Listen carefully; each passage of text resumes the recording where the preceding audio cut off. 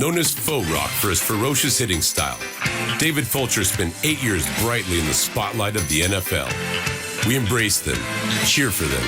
They are heroes in our eyes. Yet when their time in the spotlight ends, many go on to do the most important work of their lives. They go into overtime. Welcome to Overtime, life after the spotlight with NFL All-Pro David Fulcher and his co-host, national award-winning speaker David Coleman, exclusively on the Bootleggers Music Group Radio. Good morning, guys. David Fulcher here, along with my co-host David Coleman, on another episode of Overtime, life after the spotlight. Good morning, Dave. How you doing, buddy? Good morning, Faux Rock. You are looking svelte. You are looking. I know you've been watching football lately. It looks like you're ready to suit up and play and put that Pro Bowl jersey back on, my friend. Well, you know, I told you I got one good hit left in me, and I'm going to save it for somebody outside of football. But anyway, we got a very special guest today. Sure do. Let me tell you something. I've listened to this guy, you know, and I told David before we start recording, if I close my eyes, I wouldn't know who's talking because the voices sound the same. Thom Brennaman, how you doing, my friend? David, I'm great. And I got to tell you, people have asked me for a long, long time about my favorite athletes when I was quote unquote growing up in television. There we go. There you get better looking all of a sudden. The actual star of the show, Cooper Fulcher. Hello, Cooper. Nice to see you. We're big time dog people and animal people around the As a mother. But when I was working at Channel 5 in Cincinnati right out of college, and I wasn't even on the air yet, and they'd send me down to Spinney Field or send me to the stadium, Riverfront Stadium, to interview guys. There were two guys that to this day I always say they could not have been better to me as this young guy who was a nobody, and that was Eric Davis and David Fulcher. I mean, you guys never thought, who is this clown, this young kid? He's nobody. I don't recognize him. You were always so, patient, even in tough times, and available. And I just, even to this day, I can't thank you enough. Well, I will say you, man, that is, I take that with heart because Eric and I are both from Los Angeles. We both grew up in the same area. We both went to the same high school, and professionally, we both playing professional sports in the same city. Yeah. And when the Bengals drafted me, the first person I called was Eric. And I said, hey, man, I'm coming to Cincinnati. He's like, and he goes like this, for what? That's him. I say, dude, I'm finna play for the Bengals. He said, oh, I can't wait for you to get in. And the first person that took me around was Eric. And I talked to you. And let me tell you, man, you and your family have been nothing but spectacular to us.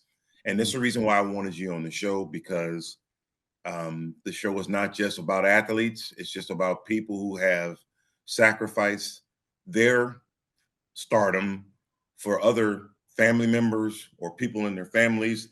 And then once it's over, what do you do now? So I'm gonna start out with this question, and I know Dave's got some. I tell you what, before I start that question, Dave, go ahead and go through your accolades of time. Let people know. Yeah, Sure. Let everybody know what we got and what Thom has. It was fun. It was fun to vet you a little bit, Thom. I didn't know all these things, but you grew up locally in Cincinnati, Anderson High School. Then you went to one of the best broadcasting journalism schools in America, Ohio U. Some of my friends went to OU and they don't remember going there. So congratulations. Well, I'd be in that group too. I'm glad you reminded me I went there. I went to Bowling Green. So our big cheer was, oh, you've got to be kidding. That's how. Right. You were the president of Beta Theta Pi. That's pretty cool. Your fraternity followed in your dad's footsteps of becoming a broadcaster. And if I'm correct, you worked with the Cubs and also the Diamondbacks and the Reds, which, boy, those are three fun times. And David, before you go off into, I just have a kind of a fun question because you worked for the Cubs. Yes. What was it like to work and know Harry Caray, Thom? It was unbelievable. Wow. I look back on my entire broadcasting career, and look, we all go through different walks of life on where we are in life, right? Yeah. I mean, I was 25 years old and I got the Cubs job and left Cincinnati. I was single. You go to Chicago and now all of a sudden you're working with Steve Stone and Ron Santo and Bob Brenly, but Harry was Harry.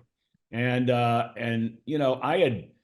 I had lost my grandfather, who I was very close with, my dad's dad. I had lost him maybe a year or two before we had lost him. And I was sharing that story one of the first 2 or 3 times I was with Harry in spring training out in Arizona that year in 1990. And from that day on, it was like Harry took me under his wing. Now, make no mistake, he took me under his wing out of kindness because I think he was replacing my grandfather. He felt that way. But he also knew that I was the only guy who, when we'd go on the road, when he'd say, hey, on a Tuesday night out in San Diego, he'd say, hey, I got a buddy of mine that owns a restaurant out in La Jolla. Let's go. And so it could be who owns a joint in Pittsburgh. Let's go. So, I mean, I was socially and it damn near required a liver transplant with him for 6 years. And it was, man, was it fun. I mean, I could go on and on and on and on and on. He was just the best. Thom, did he carry that persona into dinner in La Jolla? Everywhere. What you saw was what you got on the air. He did it on the air. He did it personally, the way he treated people. He loved people, loved being around people. He was the ultimate social guy. He was an orphan as a child. A lot of people know that, some may not. And, you know, there would be times where, you know, he'd see some of these families that would come up to him at a hotel, you know, with a wife and son and daughter and, you know, running around. And some of those moments would really bother him sometimes because he never had that in his life. But Lord knows he brought a lot of joy to a lot of people. And I'm not sure there's a week that goes by when I'm not either asked about him or think about him. Because he was such an influence in my life, both professionally and that, you know, when the game's over, you're allowed to have a good time. That doesn't mean you're staying out every night till 5 a.m. I don't mean that, but you know, you got to enjoy it because you never know when it's not going to be around anymore. So let me ask you this here. What influence did Dad have on you doing what you're doing, following him, or I don't know if you mocked him or following him. My son, David, wanted to be a football player like his dad. He went to OU, didn't go to class. They changed his life. He wound up becoming an airman or Air Force guy. Right. And so tell me how that Dad's opportunities influenced you, if they did or if they not. Well, you know, I never knew what I wanted to do. That's why I'm so amazed even in this day and age when I'll meet kids who are 17 or 18, 19 years old. And I've got 2 kids in college. So I've been around, you know, kids now for a long, long time regularly until they're out of the house now. And now we're seeing, you see kids walking down the street. But I'm amazed when kids know what they want to do for sure at such a young age, because I wasn't one of those guys. I mean, I got to college and I had no idea what I wanted to do. And I was working every summer, living with my grandparents down in North Carolina. I would jump in a car from Athens, Ohio, and drive down to North Carolina and work all summer and live with them. My folks had split up, and you know, I was going down there, and I remember being in the car, and I turned on the radio somewhere in West Virginia on the drive down, and I heard Don Criqui, legendary sports announcer, did a lot of your games back in the day with the Bengals. He was great. NBC, great announcer. And I remember him doing like some NBC affiliates radio update. And I thought to myself, now you got to remember, this is before ESPN, this is before cell phones, before the internet. So, you know, you got all your information on what was going on off the radio or pretty much a newspaper. TV maybe, but, you know, they weren't really giving sports a lot of time. And I just remembered something had happened in sports. And I thought, you know, I've grown up my whole life and I would have known that before today at 3:30 in the afternoon after I'd finished my last exam. So I called my dad when I got down to North Carolina. I said, hey, you know, I know that Athens, Ohio, WATHWXTQ is one of the affiliates of the Reds Radio Network. I said, do you know anybody there where maybe I could figure out a way to come to work over there doing something? And he said, yeah, I know the owner of the station, Dave Palmer, still owns the station to this day in Athens. And I started working. I wasn't on the air. It's back in the days of records when, you know, I'd go through every record we had and how long was the intro, blah, blah, blah. And then as the next 3 years went by, I got a chance to do more and more and more stuff, DJing, announcing women's basketball. And since then, he's been an incredible help. Not that he wasn't before, it's just not something I wanted to do. But as my career has gone on and went up and straight down to the bottom and trying to get back up again, you know, I can ask him anything and he'll be honest about it. And I mean, if I did something well, he'll say it. If I screwed something up, he'll say it. And through everything that's happened, he's been my biggest fan. Awesome. Really a great story. If you think about the old Peanuts cartoon strip, they would show some of the stuff on TV, and they would go wah wah wah wah wah wah, and you'd say, "Oh, there's Charlie Brown's teacher." Your father could be talking about what time it is and what the temperature is. Back of your mind, you're hearing, and this one belongs to the Reds. It's just as if hearing your voice, hearing his voice. I've got a kind of a different question for you, Tom, and that is, you have been in a couple different markets. Yeah. You've seen many great athletes, including one, the co-host of this show. Are there a few players over your career that stand out more than others because they had that it factor? You've seen great athletes your entire career. You're still seeing them to this day. If I'm not mistaken, you're calling college football now, correct? Right. Yeah. So you're still seeing phenomenal. Over the course of your career, including the one here with us in the show today, are there a couple that stand out to you because they had a special it factor? Well, that question, there have been so many that I've had a chance to broadcast. I mean, through the years, 31 years in Major League Baseball, 25 years doing the NFL. So the stars are the stars. They can be very different kind of guys as individuals off the field. If you ask me who are the best athletes I've ever seen, I remember, and David can back this up, I just remember thinking to myself when I was young and extremely impressionable, I had never seen anybody like James Brooks. That dude, and a lot of younger Bengal fans don't realize what an incredibly unique player he was. His size, his speed, his toughness, could run it, could catch it, could return it. And he was just in tip-top condition. He wasn't a big guy, maybe 5'9", 5'10", but chiseled out of stone. And I was always amazed by him. The one guy that I did not come across until later in my career, and there are a lot of people politically, because he's a very political guy, there are a lot of people politically that don't like this guy. And a lot of the writers have kept this guy out of the Hall of Fame. But if you're asking me about the ultimate it factor, and I mean when a guy walks in the room of his clubhouse or his locker room, and it's time for him to go do his job, I've never seen anybody in my life like Curt Schilling. The old pitcher, won World Series with the Arizona Diamondbacks and the Boston Red Sox. Boston Red Sox, yes. We got this guy from from Philadelphia. We already had Randy Johnson, who was the best at his job of any athlete I've ever covered. Yeah. You just roll the ball out there, and he won 5 Cy Youngs. He pitched perfect games. He was one of the top 5 pitchers in the history of the game. My favorite with him is when he threw the ball over Crook's head in the All-Star game. Crook just backs away, throws his bat down, and goes, no mas. Yes. Yes. But Schilling got to that team and made Johnson even better. If you go back and look at the stats from those two guys together over a 4 or 5 year stretch there with the Diamondbacks, where they went to the playoffs 3 times, won a World Series, would have won more than that had Schilling not broken his thumb. The same year Johnson blew out his knee. Their production is unrivaled. They were better than Koufax and Drysdale statistically over a 5-year run. And when Schilling showed up, it was like that team had a lot of veteran guys that had been around a long time that had never won a ring. Here comes this loudmouth from Philadelphia who, had the reputation of being this and being that and everything else. He showed up and must have decided when he showed up that I'm tired of all the crap that I've been doing. It is time to be great. And the guy was unbelievable. It's a great story. My memory, as soon as you say the word Curt Schilling, maybe it's the same for you, Faux Rock, and I see that blood coming through his stock. I see him pitching through pain. David talks about pitching through pain. And Tom, it's really something that you said, James Brooks, because on multiple shows, David will talk about when we have an athlete on, we'll ask, who's your most admired teammate? Who's your most admired opponent? Sure.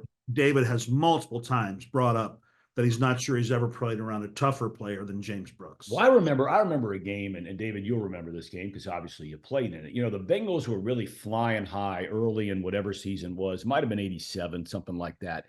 And the Bears had won the Super Bowl, the 86 Bears, right? And they've got all these high stars, huge stars, everybody from Fridge to Peyton to, everybody. And I remember I was down on the field, and They pitched the ball to Brooks coming over on the sideline where I'm standing. And again, Brooks, what, David, 5'9", 180, maybe? I'd give him 5'8 7/3. Okay, all right. He ain't that big. Right. I mean, but like I said, chiseled out of stone, right? Yes. And he catches the pitch coming right, or they hand it off to him coming right. And Wilbur Marshall, who, again, a lot of young people won't remember, but guys our age remember him. This was a bad dude. He was bad, fast and big and tough. And yes, he hit James Brooks harder than any human being I've ever seen another man hit a person. And I mean, Brooks pops right up like, nothing to it. And I'm thinking, wow. This dude not only is an athlete, he is tougher than tough. The one thing I can tell you about James Brooks is that I remember that hit now that you said that. The one thing James Brooks did not want to get was embarrassed. Yeah. And I'm going to tell you something. As soon as Marshall hit him, let me tell you something. It wasn't just Marshall throughout that game. All of them was hitting. That Bears team, Bears team beat the crap out of us in Cincinnati. Yeah. But JB got up, and let me tell you something. I was shocked that he got up, but I think he got up on adrenaline and pride. Yeah. Because he knew he had to come to the sideline because we've been trying to do that to him in practice. And nobody could do it to him in practice. All of a sudden, he get in the game and he gets knocked on his backside. So let me tell you what we do. So the SWAT team, Billups, Eric Thomas, Solomon Wilcox, and Icky, every time that JB came to the sideline, we would come up to him and go, "Oh, you ain't that tough now, are you?" But you know what, though? We had a team. When I came to Cincinnati, I was kind of skeptic because of how the Bengals treated their players and in no contracts and get money. I was a little worried, but I was thinking, how can I be a part of change? How can I make a difference? Well, 2 years later, we're in the Super Bowl. So I thought I made a difference. Yeah. But I asked you this question. Let's go back to all the calls that you have made.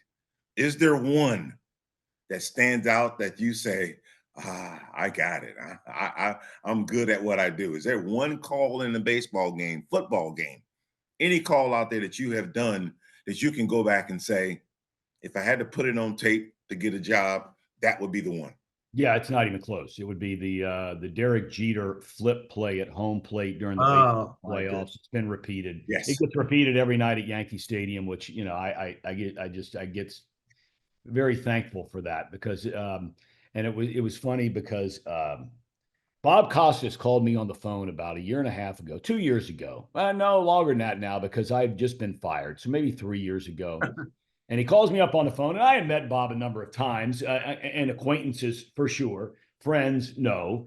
And he said, I got to tell you something. I said, yeah. He said, I am sitting down to do this documentary thing. And he said, obviously, I've heard that call that you made before. He says, but I actually went back and watched that call, watched everything that was going on in that play.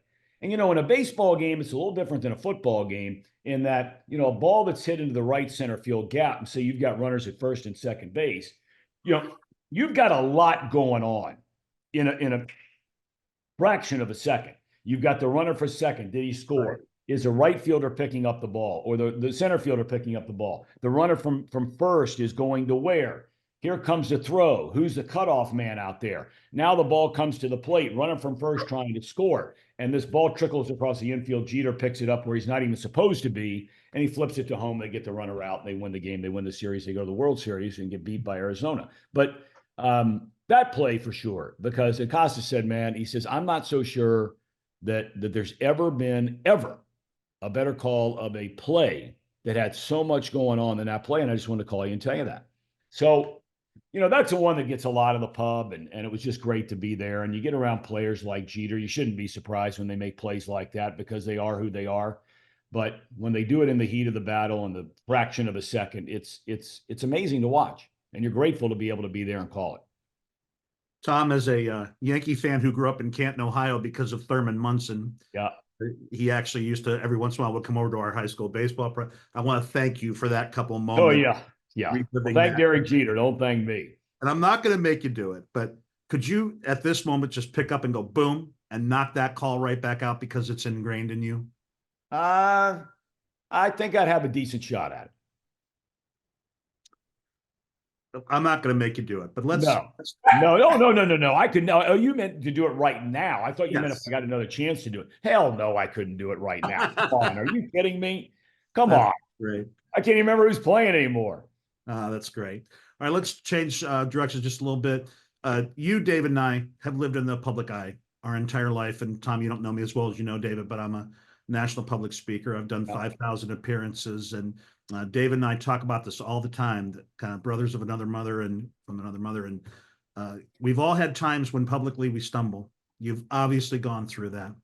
And how did you come through such a difficult time in your life and come back out and actually go back and work in the same medium, in the same profession, when not a lot of other people have ever made it through when they stumble during their career? Well, look, a lot of people, David, you guys know, okay? You guys met at church, if I'm not mistaken. Correct. Yes. Now, a lot of people, when you start talking about God and Jesus Christ, they don't want to hear about it. You know, Correct. it's like there'll be some people that are watching the show right now that aren't going to do that because they've been watching your show and they've heard a lot of this on your show before. But the night I was fired, I told my wife, when we were sitting on the back porch, it was my wife and me and a friend, and our kids were already in bed. I looked at her, Polly, my wife, and I said, you know what? I said, this is all part of God's plan here. I said, I don't like it. I don't like any part of it. I wish it was different. I can scream at God and he would listen to it. And I could sit around and say, why me? Why me? Why me? Right. But why not me? Right? Yes. Why not Maybe you? there's something that I'm not doing right. And this needed to happen. And I really believe, and I felt this way before it ever happened. I was starting to feel like I was starting to get a little south on doing baseball. This is before the pitch clock. The sport had gotten extremely slow, very boring. It wasn't the game that I had been broadcasting for the prior 28 years or so. Without I was question. looking forward to the football season. My work was starting to go. And I felt like, you know, Tom, you're really being ungrateful here. You're going to get humbled one of these days. And I got humbled. So faith in the Lord doesn't mean every day was easy, because there were a lot of dark days. And you're thinking maybe you'll get a job, and 1 year goes by and 2 years go by, and you're thinking, okay, well, people are going to be okay by now, right? 3 years go by, 4 years go by. And it just finally happened this summer at the CW network to have a chance to broadcast ACC football and basketball. But the Lord, my family never left me. My wife and I and kids, circled the wagon, so to speak. My dad certainly was a part of that whole thing. Mm-hmm. And then my friends. I'm extremely blessed to have really good friends here in Cincinnati, where we've made our home for so many years. They weren't judging me for what I said. There were a lot of people in the neighborhood that might have been judging me, or in the city or in the country that were judging what I said. But those were the three things that got me through the whole thing by far. Just trust in the Lord. It's going to be all right. My wife, our kids, and my buddies. You know what's all three of us on this show have been through some stuff. We could probably sit around and write 10 books in a month because of the situation that we've been in. And the one thing I can remember going through my situation was I felt like I had to start all over. I could walk down the mall and people would go around me. And I'm thinking, why are they going around me? And I'm thinking, I didn't do or say anything wrong, but yet I was in the media of being accused of something I didn't do. So I felt like I had to start all over. And you answered my question that I was going to ask you about how has Christ been in your life, and is he still in your life? He's there. He's been there. I think God put us all on this show together so that we could reach out to people who are listening to us and say, you know what, you're going to fall. There's going to be some things that happen in your life, but don't quit. And the one thing I like about the Brennans, you and your dad, and I've been knowing y'all for very long, as long as I've been in Cincinnati, that you guys have always been positive people. You know, you guys have always smiled. You've lifted people up. Your dad's play-by-play calling, your play-by-play calling, your everything that you do, man, it's rewarding to hear it. You know, if I had my eyes closed and you and your dad are talking, your voice might be just a little bit deeper than his, but boy, y'all sound just alike. Yeah. And to hear you, and to get you on this show, because there are people listening. This is the music group Bootleggers Radio, and Paul, it's seen across the country, and somebody out there that's listening to this show has been through what we've been through, and that's why I think it's really nice that we can get or worse. They've been worse. Yeah, I mean, I'm pretty sure there's some worse ones out there. Oh, there's no doubt about that. Been through what we've been through, but neither one of us have quit, because if we have quit, we wouldn't be on this show today. Yeah. And when you're talking about, we're all going to fall. We're all going to fall, not just publicly like the three of us have. I mean, you're going to fall every day. And whether it's as a husband, as a Christian, as a dad, as a man, and Lord knows, there's not a sin you could name that I probably haven't done it. But I was, even though just this past weekend, I wasn't just, I was just, a lot of things were kind of piling up, and I'm sitting in Chapel Hill, North Carolina, where I was born. Ironically, I was doing the University of North Carolina football game last weekend against Georgia Tech. And it was late in the day, sun was going down. And, I went outside and I got away from everybody, and I got down on my knees and I just said, Lord, I said, here I am again, woe is me, one of these deals. I'm like, I think about where I was 61 years ago, born in this town, right here where I am right now. And I'm like, I am sorry if I am being ungrateful about or complaining about anything. Right. Because the highs, the lows, they were all for a reason. I said, can we just start all over again right now and see if I can't do better? And that's the message I say to people all the time is, man, all of us have those moments. Some of us have a lot of those moments during the day. Their children are sick. They're having problems with their relationships. They got a bad, news from the doctor, whatever it might be. Right. Yeah. And, it's tough, and it's easy to just say, this is all, but man, you got to find a way by the grace of God just to keep going. Tom, you hit this so on the head.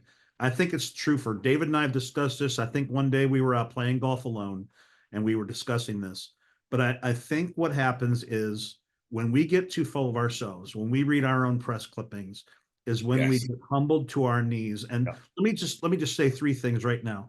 There are people watching this, the people who are watching the platform. There's going to be people who can't see some of the things I'm about to talk about. But Cooper, David's beautiful puppy dog, wiener dog, has popped up on his lap a couple times. There's people going, wish I could have a dog. There he is right there. There's the actual star of our show, Cooper, Fulcher. You're sitting, it looks like, in your own kitchen leading into your beautiful living room. There's people watching this going, wish I had a place like that. Yeah. And there's people, that's not, obviously that's a scene of the city of Cincinnati, but there's people who I wish I could even visit there, live there. Sometimes I believe adversity hits us in life to humble us back to being appreciative for every single thing we have in our life that we take for granted that someone else would consider the best day they've ever had. There's no doubt about it. I mean, that is, if you could put something in a bottle and bottle it up for people who have had so many blessings and have been so fortunate and been successful in their lives from a materialistic standpoint, let's put it that way, because there are a lot of people with a lot of money that are sitting around looking at David and his dog and saying, gosh, I wish I had a friend like the dog right now. Yeah. I don't have one. Now, not a lot of people are going to feel sorry for that guy. Yeah. But boy, to be humble, when you're, I mean, look, these are the facts. I mean, I'm getting a chance to broadcast sports again. And I hope that, by the grace of God, I can stay healthy and I can get a chance at CW to do a lot of stuff for however long, because I just really enjoy working. I enjoy calling games. We all do. I'm grateful that I have a chance to do it. But my career after 30 something years, unfortunately, there are going to be a lot of people that remember me for one of two things. You can catch part 2 of this interview with Thom Brennaman right now. Right this second, go to the app, go to radio, go to video shows, and then the VIP section. It's already up there. It's waiting for you. Otherwise, next Sunday, November 3rd, it will air and be available. You've been listening to Overtime on the Bootleggers Music Group Radio. Hey, executive producer, Mawa. But why not go catch the rest of the show? It's right there in the app. Go do it.